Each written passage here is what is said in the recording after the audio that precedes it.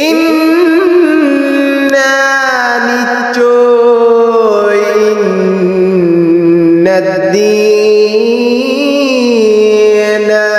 ইনদাল্লাহি ইসলাম, নিশ্চয় আল্লাহর নিকট মনোনীত একমাত্র দিন হলো ইসলাম।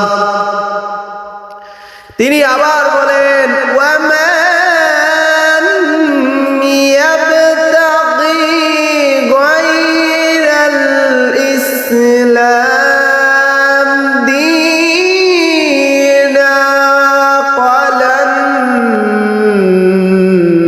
ইয়াকবালা মিনহু, আর যে ব্যক্তি ইসলাম ব্যতীত অন্য কোনো দিন তালাশ করে তার নিকট থেকে তা কখনোই কবুল করা হবে না।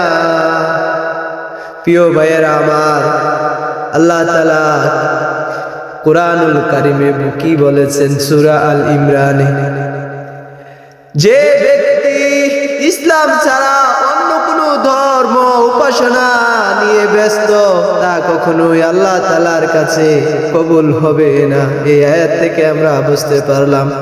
তো প্রিয় ভাইয়েরা আমার, আপনারা যারা এখনো বেপরদায় বেহায়া গাফলতি করে নিজেকে আল্লাহর পথে আনতেছেন না, নিশ্চয় নিশ্চয় আল্লাহ বলেছেন ইসলাম একমাত্র দিন, আল্লাহ মনোনীত এই ইসলাম, ইসলামের পথ অনুসরণ করে ইসলামের পথে আল্লাহ তাআলা ইসলাম ব্যতীত, আল্লাহ এই দিন ব্যতীত কোনো কিছুই আল্লাহ বলেছেন তালাশ করো না, তালাশ করলে তা আমার দরবারে কবুল হবে না।